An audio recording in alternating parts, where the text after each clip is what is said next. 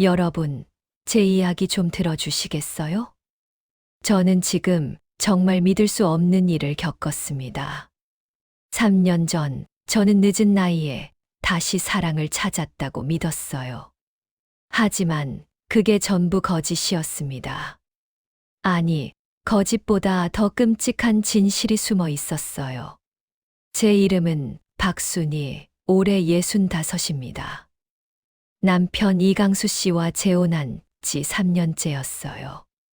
5년 전 남편을 먼저 떠나보내고 혼자 사는 게 너무 외로웠어요. 복지관에서 우연히 강수 씨를 만났죠.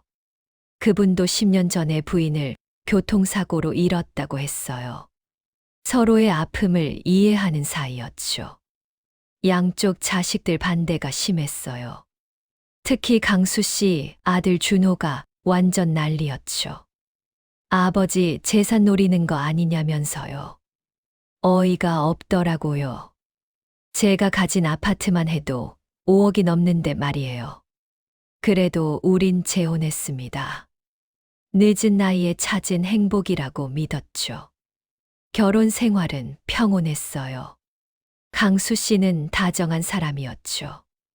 매일 아침 함께 공원 산책하고 저녁엔 같이 드라마 보면서 웃고 전처 사진은 집 어디에도 없었어요.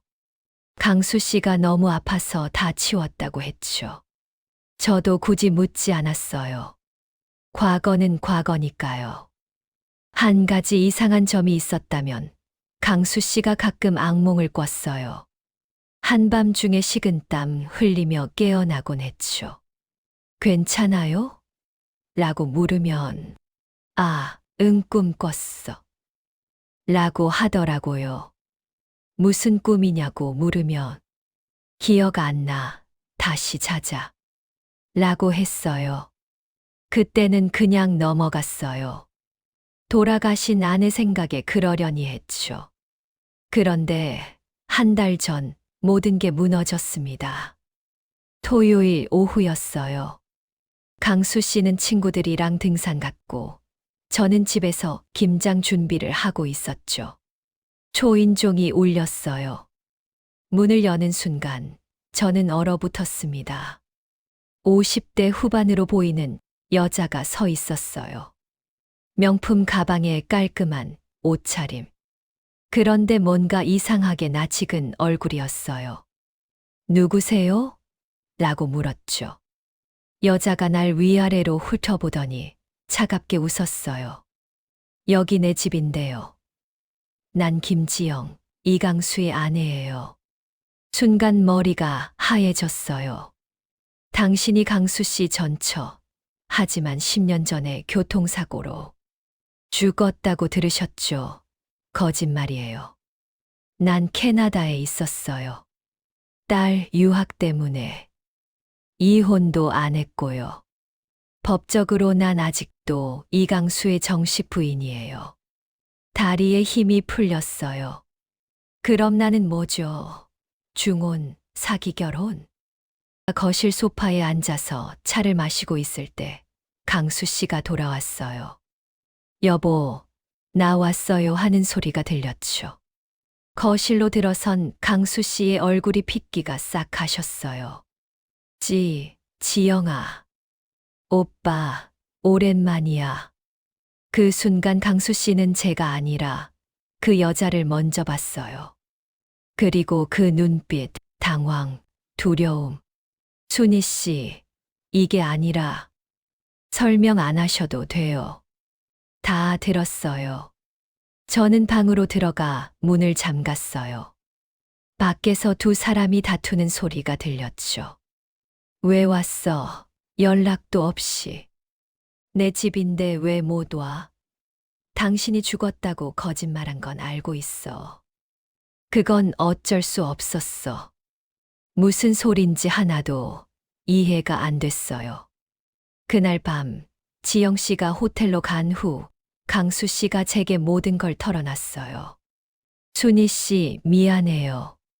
정말 미안해요. 대체 무슨 일이에요?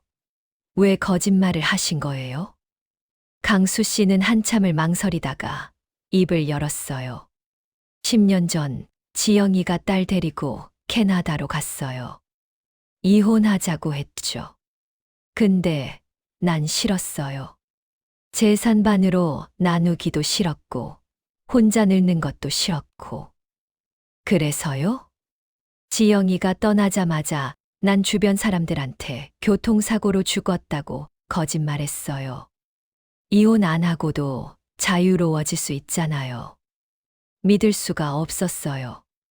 그럼 저랑 결혼은요? 법적으로 무효잖아요. 미안해요. 지영이가 절대 안 돌아올 줄 알았어요. 연락도 끊겼고. 그럼 저는요? 저는 사기꾼이랑 산 거예요? 3년 동안. 강수 씨는 대답을 못 했어요. 다음 날, 지영 씨가 다시 찾아왔어요. 순희 씨, 현실적으로 얘기해요. 무슨 얘기요? 법적으론 내가 부인이에요. 하지만 나도 싸우고 싶진 않아요. 위자료 3억 그리고 이 집 나가주면 더 이상 문제 삼지 않을게요. 3억. 내가 사기당한 게 내 잘못인가요? 농담하시는 거죠. 저도 피해자예요.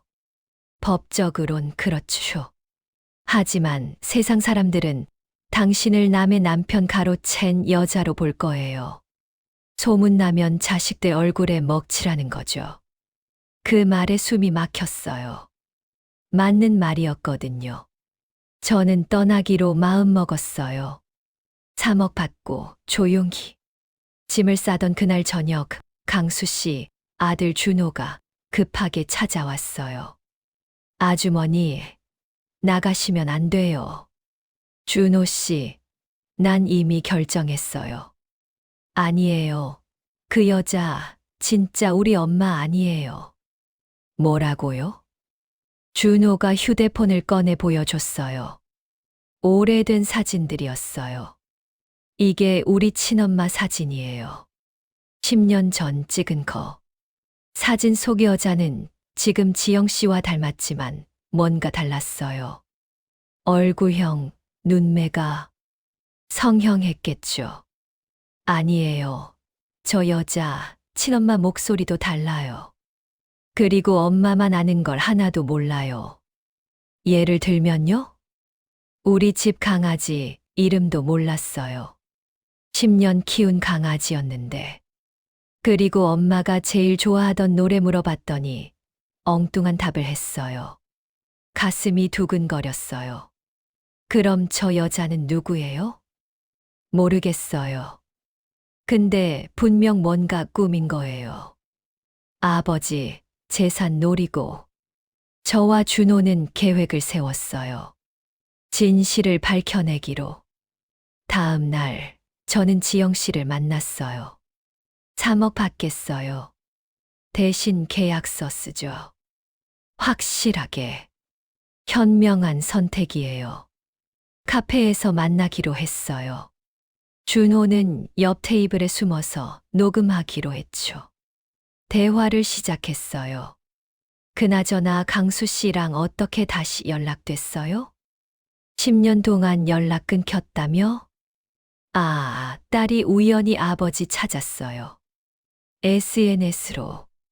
캐나다 생활은 어땠어요? 지영 씨 딸, 이름이 뭐라고 했죠?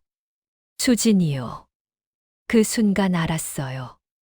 걸렸다고. 거짓말이네요. 강수 씨 딸 이름은 민지예요. 지영 씨 얼굴이 굳었어요.